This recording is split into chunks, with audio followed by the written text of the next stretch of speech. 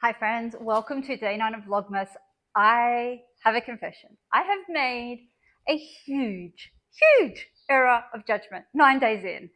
Um, so, earlier last week, you may recall I shared a video with our Advent vending machine.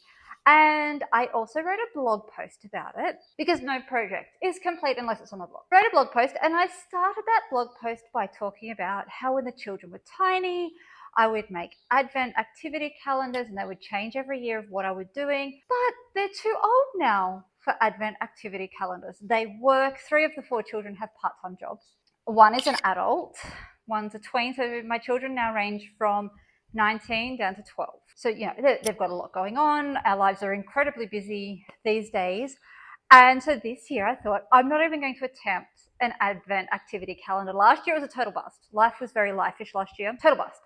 And so I thought, I'm not going to do it this year. And then on Sunday night, we were sitting at the dining table, having our dinner, talking about our week to come so that we can plan who's going where, knowing who's around, who's not. And I mentioned that we needed to go and do the giving tree. So every year we buy gifts and we give them to the giving tree to be distributed amongst the community. And we were due to do that, and I'd been specifically waiting until my eldest was home from uni. And number 2 son, boy 2, he said to me, he's like, I was just thinking about this at work, actually, and I miss it. He said, you used to make us calendars with something to do every day we got to open, and it was so fun, and I miss that. So this child is 17, driving himself. He's off to work. Beetle, our youngest, who's 12, piped up. He's like, yeah, that was so fun. I really miss that too.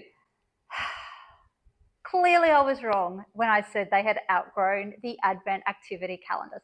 So today's job, come and join me in the craft room. We are going to remedy this situation. I think I've come up with a plan for how I can make the Advent activity calendar work, even with our current lifestyle and how our family runs at the minute. So let's get cracking and see if we can fix this problem that I've inherently created on my own. Let's do this.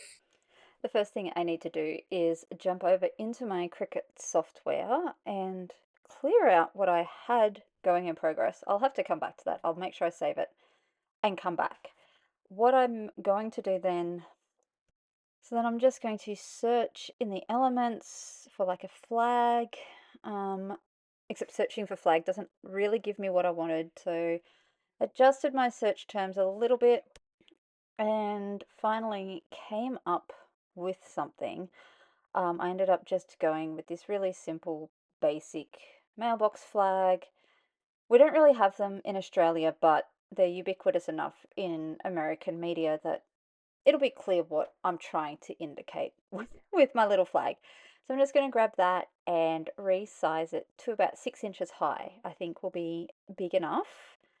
And then I'm going to jump the gun a little bit and click through the make screen before I head into the craft room. I'll just put it on a mat and continue. Yep, that location looks fine. I better go turn on my machine.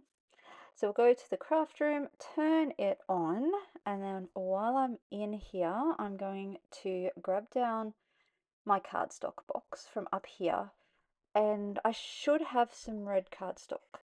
As you can see, my desk is an absolute pigsty. Keep piling stuff on top of other stuff. I'll flick through. There is this red sheet here. I'm going to use it for this one.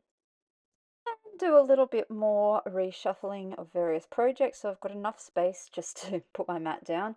I am going to use the purple mat, which is technically strong grip, but all my mats are desperately in need of a clean, so I'm going to go with that.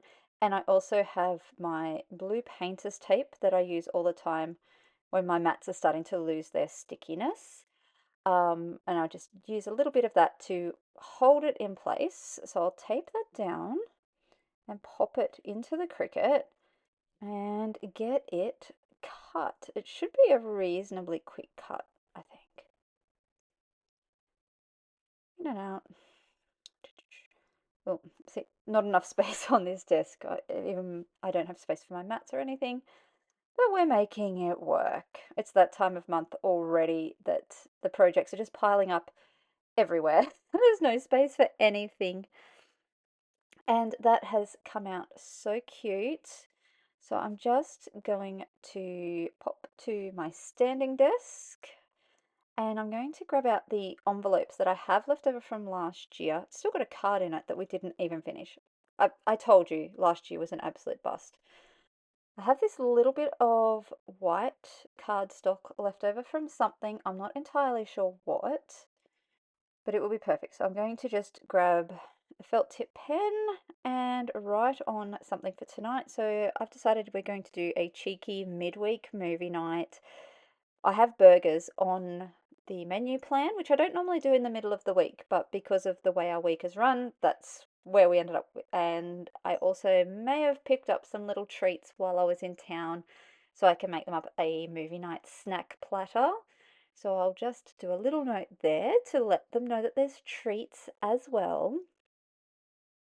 And then I need to try and fit it in, except it's not quite the size I thought it was, so I'm just going to fold it in half and pop it inside its envelope and then close it up. And I'm really hoping this washi left over from last year is tight enough.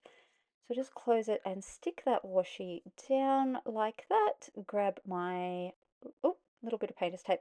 Grab my flag, and I'm also going to grab a roll of washi to take with me. It's about the right color, so let's head back out to the lounge room. I'm going to post my envelope. I made this post office last year as our Advent activity calendar. The flag is up, so they've got mail, and I let the kids know what was going on, and they thought it was lots of fun, and now they're racing to be the one to check the flag every morning to see if they've got mail.